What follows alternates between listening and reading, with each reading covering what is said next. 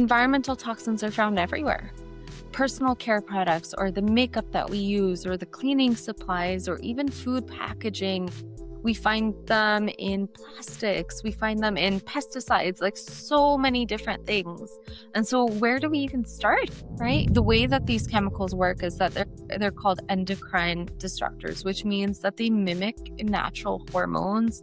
So they can block them or change how these natural hormones are made within the body. Your gut does so much more than just digestion. It really does. It plays such a key role when it comes to hormone health, especially estrogen. So there's actually a group of gut bacteria called.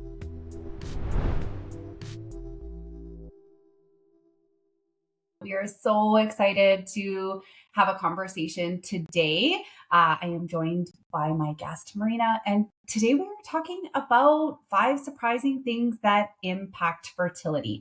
And the reason why we're having this important conversation today is because April actually is Fertility Month, and we really want to take this opportunity to dive into a topic that really is important for many people for many different reasons. So, whether you are a person who are, actively trying to conceive, maybe planning, or simply wanting to understand maybe what's happening, knowing that this is a safe space to listen, to understand kind of what's going on, and understanding about the factors that impact fertility, which sometimes, can be a hard conversation. So we're hoping for our listeners, in whatever capacity you're coming in today, that you're going to get some information and that we'll be able to break down some of the science for you. So let's just get right in because I'm so excited to chat with Marina today. This is her area. She works with lots of families going through this in many different areas. But let's get going, Marina. Like, one of the things, we want to talk about is these kind of surprising things, right? Maybe we know the basics, but now let's think about the things that we don't really know. And when we were looking for things, vitamin D has popped up. So we know vitamin D is the sunshine vitamin, but I don't know if many people realize its impact on fertility. So let's get started. Let's go. Let's go. Yes, thank you, Andrea. And yes, vitamin D is one of those ones where it's like a lot of people think of it as bone health, maybe a little bit for mood, but there's a lot of research that shows a connection between vitamin D and fertility, and even later on with a healthy pregnancy, because it helps to play a role in ovarian function. It helps with hormones, it helps with egg quality, and it even helps the uterus prepare and thicken the lining for implantation, which is really important, especially for those women who are experiencing multiple miscarriages or implantation failure. There's also a lot of research to show that for people going through IVF, they should be taking vitamin D as well to help improve those success rates for that reason. Okay. And then this is, both for people who have listened to our podcast, like a few of us are dietitians, both Marina and I are dietitians on here. So, we talk about vitamin D, right? We know there potentially are some food sources that people can consider, but we also know vitamin D is hard to get in the food system. So maybe let's tell our listeners a little bit about, yeah, how do we balance both then? If vitamin D is a factor, how do we get that? Yeah, absolutely. So there are some foods like you mentioned, Andrea, like fatty fish or egg yolks, some fortified foods like milk or cereal. Sometimes orange juice can be fortified, but most of the time we don't get enough from the foods we eat. And also being in Canada, we don't get enough sunlight most of the year, even in the summertime, unfortunately. A lot of us work indoors or we're doing things indoors most of the time. We don't get that sunlight. So I always recommend that Canadians do take a vitamin D supplement of at least 1,000 international units. If you feel like there's something going on or you're worried about deficiency, you can ask your doctor to do some testing to see. But most of the time, just supplementing, it is over the counter and fairly easy to take as a supplement. And if you are pregnant as well or trying to get pregnant, it's really important to help with your immune function, also helps with baby's bone health and reduces the risk of postpartum depression after as well. Okay. So we have vitamin D as one of those ones to consider. Let's kind of keep going on this because there is another nutrient deficiency that or nutrient in general that plays an impact on fertility. So we've gone from vitamin D, but let's go into iron then because that's another one that potentially isn't really thought of around fertility. Yeah, yeah. Iron is another really big one for fertility specifically. A lot of us think of iron as essential for energy, maybe sleep, maybe things like that, but it also is really essential for ovulation and reproduction. It helps because when your body is low in iron, your body prioritizes survival over reproduction. Your body goes into a type of stress. And so your body needs iron to feel nourished and supported for pregnancy. And low iron affects the blood flow to the ovaries. It decreases the body's ability to ovulate regularly, which of course is really important for fertility. It also affects the lining of the uterus and how receptive it is to implantation. So, same as vitamin D, this also helps with implantation. So, especially if someone is having really heavy periods or you're feeling tired often or sometimes if you look at your fingernails and you notice that your nail beds are a little bit more white than usual, could be a sign that your iron is low and you should be getting tested to get the full picture for that and supplement as necessary. Now, a piece, Marina, I want to go back on for both vitamin D and for iron because we talked about kind of like a female reproductive aspect of it, right? The ovulation pieces like that. But would this hold true, say, for men who are struggling with infertility? Because we don't really necessarily, or some people don't even think about that as part of the equation. So, do these also hold true for women and men as well? Yes, vitamin D is essential for both. Iron is a little bit more looked at for women than it is for men, primarily because women are more at risk for deficiency, and because the uterus needs such a high volume of blood to support a healthy pregnancy. So, iron definitely for women, but both are super important. Okay, good. Um, okay, so let's talk about let's flip a little bit. Let's talk back to the iron because not all iron is the same, not absorbed the same. And we also know we potentially might have listeners who are vegan, vegetarian, not animal consuming, which then this actually has many different ways that this can go because iron isn't a simple conversation either. Yeah. Yeah. Well, we could talk for a very long time about iron, but to simplify things, iron comes in two different forms. There's the heme iron, which is primarily animal foods. It is more easily absorbed. So you find those in options like red meat, liver, shellfish, poultry, those types of things. Non-heme iron is more from plant-based foods. It's less readily absorbed, but it's still a really good source of iron. So those are things like lentils or spinach or fortified cereals or seeds. So both options are needed to help your body absorb more iron. We need to pair them with a vitamin C rich food.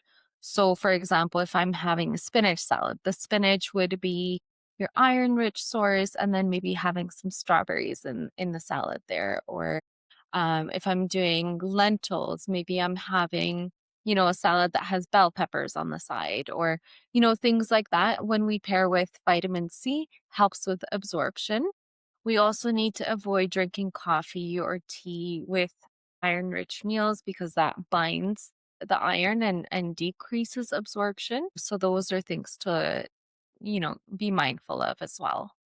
You are right. We probably actually could have a whole podcast specifically on iron. So that's a lovely plug. If that's something people are interested in, send us a message below and we would be happy to do a whole podcast on that topic for sure.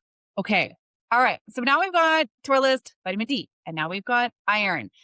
Let's switch out of the nutrition realm because this is something, you're probably even for any of our listeners who have heard some of our other podcasts, we've talked about, kind of myths and trends, and it's hard to feed through a little bit. And I feel like this next one that's on our list around environmental toxins is a really hard one because, I mean, lots of these are just kinda naturally occurring, and when does it become a factor in fertility? So, yeah, maybe let's define that and then how it impacts Yeah, fertility because yeah. it's also a huge topic. Like you said, Andrea, this is a really scary one for a lot of people because we feel like we have maybe less control over this than some of the other factors. It's environmental toxins are found everywhere. Personal care products or the makeup that we use or the cleaning supplies or even food packaging. We find them in plastics, we find them in pesticides, like so many different things. And so where do we even start, right? The good news is that, the effects are so subtle, but the flip side of that is that it does accumulate and can have a profound impact on fertility over time. The way that these chemicals work is that they're called endocrine disruptors, which means that they mimic natural hormones. So they can block them or change how these natural hormones are made within the body. So, for example, they can act as estrogen and can throw off your natural hormone balance and affect ovulation. Others can increase inflammation or stress in the body. They can impact egg quality. So, their impact is huge on fertility. The goal, though, is not perfection. We don't need to throw everything out. We don't, but we do need to be more aware, which means like if I am, purchasing food, maybe I'm not going to store it in plastic containers in my fridge or freezer. Maybe I'm going to use glass instead or replace my plastic water bottle with an aluminum one or glass water bottle. Maybe I'm going to check my makeup and find more natural ingredients in my makeup. So little things like that add up over time and can lower your overall exposure, which makes a big difference. Feel that for some of our listeners that might go, "Oh my gosh, like, yeah, we still need to live in the environment, but also to your point, we can't wrap everybody up in a bubble to do that." And you mentioned Mhm. a few strategies. Is there anything else, Marina, around that one?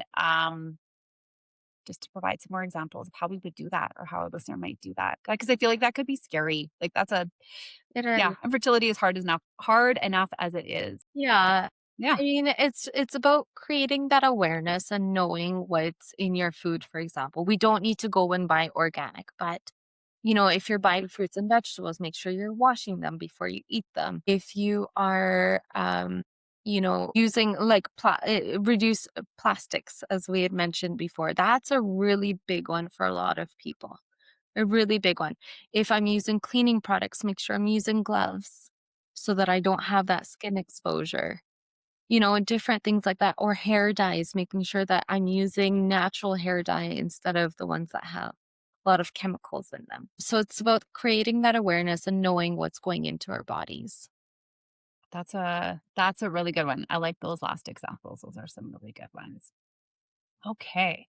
Let's move on to another again out of the kind of the food realm and kind of talk about actually which I know for sure we've had many topics that have touched on how sleep impacts many different areas, but also spoiler alert, it also impacts fertility. So if you've heard us talk about sleep before, here you are again. This is another one that we're going to talk about. So let's talk about how it impacts fertility. Yeah, so sleep is actually one of the most underestimated factors when it comes to fertility. And it could be a really hard one because when we're trying to conceive, when we're worried about that, it affects our sleep. And then the more stressed we are, the less sleep we get, the more it impacts our fertility, then we're more stressed and the cycle goes on. So that creates an ongoing cycle. And when we're not getting enough quality sleep, it affects hormones like cortisol and melatonin, which not only help you fall asleep, but it also helps protect egg quality and supports reproductive function. So when cortisol, our stress hormone, stays elevated from poor sleep, it can actually disrupt the communication between the brain and the ovaries, which can decrease our chances of ovulation and cycle regularity. And then melatonin is actually an antioxidant, which many people don't know about. Melatonin is important for egg quality. Being an antioxidant, it helps with our egg quality and supports that. And poor sleep also can affect blood sugar regulation. So when your body is more insulin resistant, it can lead to more hormonal imbalances and conditions, especially in conditions like PCOS or if someone has diabetes. And then on top of that, lack of sleep also increases inflammation in the body, which can interfere with a healthy reproductive environment. We talked earlier about stress and how when your body is in that stress mode, reproduction takes a kind of a back seat.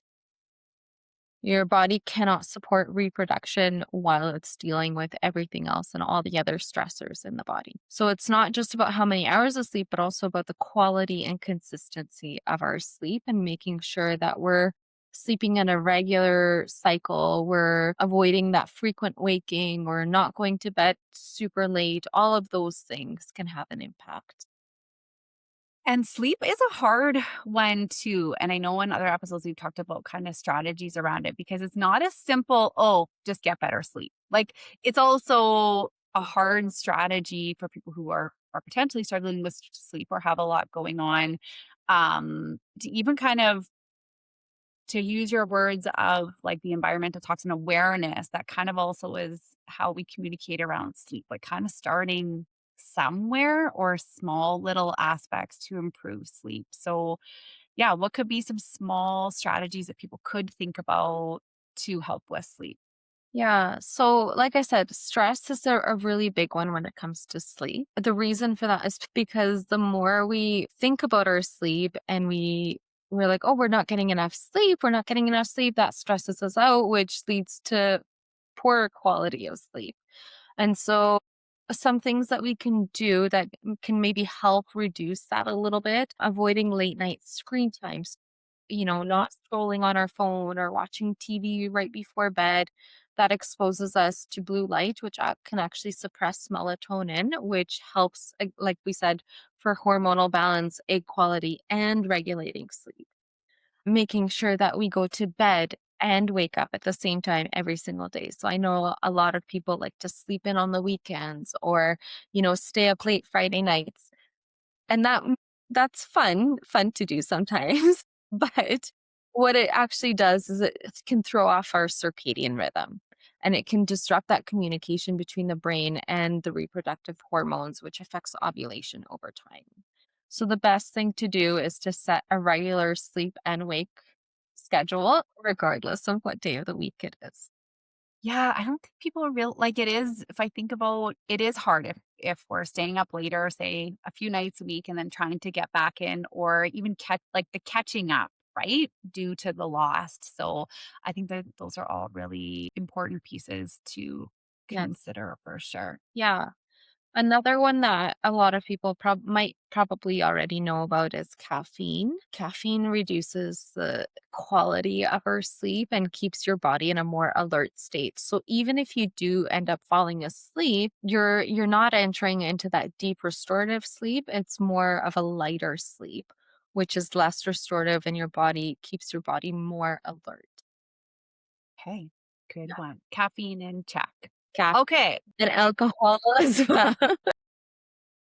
Yes, we all and alcohol and even like late night snacking too. Like we think about lots of those kind of things we ingest or eat for whatever reason. And I know you talked about that stress hormone, but if stress and lack of sleep, then our appetite goes up, right? We are looking for those coping Yeah. mechanisms which show up in exactly those things that you just said Yes. for sure. Yeah, yeah, and a lot of people think there's no harm in, a glass of wine before bed, but alcohol, yes, sometimes it's okay, but alcohol actually disrupts that deep sleep that we talked about, later in the night. So even though you fall asleep maybe a little bit faster, you're not getting that deep restorative sleep.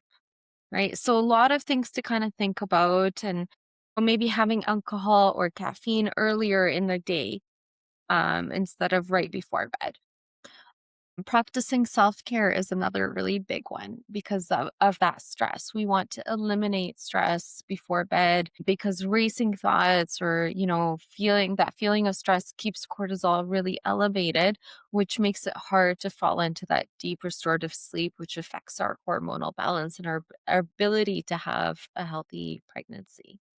Okay. All right. Well, let's move on to our very last pieces. So we've covered vitamin D, we've covered iron, we've covered toxins, we've got sleep. And this last one is a very hot topic. It's showing up actually in many different areas of health, but gut health. So it's also now showing up in the fertility space. So, what is the connection there? How are these things connected? Yeah. This is when, like you said, it's a hot topic. I've gotten a lot of questions on this. How do I, support my gut health? How does gut health influence fertility? And your gut does so much more than just digestion. It really does. It plays such a key role when it comes to hormone health, especially estrogen. Especially estrogen. So there's actually a group of gut bacteria called the estrobolome, and this helps to regulate how estrogen is processed in the body. So what happens is estrogen gets filtered through, it goes through the gut, and then any excess estrogen gets broken down and eliminated. When our gut health is out of balance, that process doesn't actually work properly. So instead of excess estrogen being eliminated, it goes back into the bloodstream. And that leads to hormonal imbalances, which can contribute to infertility. The gut Okay. health also plays a huge role in inflammation and the way our body absorbs nutrients. So, we talked about some nutrients earlier, like the vitamin D, like the iron, but also zinc and B vitamins are really key for fertility. And your gut health, helps to absorb some of those key nutrients to support that fertility. Okay. Well, let's Marina, how about you answer this question? Because I know we've talked about lots about gut health in different podcasts, and it's an area that not necessarily everybody thinks or they know when gut health isn't right? Or like some people are don't want to talk about that too. I have lots of my clients who are like, is this too much information? I'm like, no, this is information that is helpful. So yeah, what are like some symptoms or how do we even know our gut is impacted? Because that's another piece that's a really hard one to feel or know when it's not or what's normal or what's not. So yeah, what would be Bodies some things? are so amazing, Yeah. telling us things and giving us signs and telling us when things are off. We just have to kind of tune into that and know what to look for. So, for gut health, you might notice things like bloating or constipation or diarrhea, or maybe somebody is all of a sudden sensitive to certain foods. So, it's not always like super obvious. But you know, if someone is regular all the time, if someone has good bowel movements all the time and all of a sudden something is off, that means your gut health is, your gut is telling you something. For some people, they might get extra acne or, eczema or, fatigue maybe. Fatigue is one of those things where it could be a sign of a whole host of different things. But A lot of things. um, if someone has fatigue and some of these other symptoms, it's a good idea to have, to check gut health.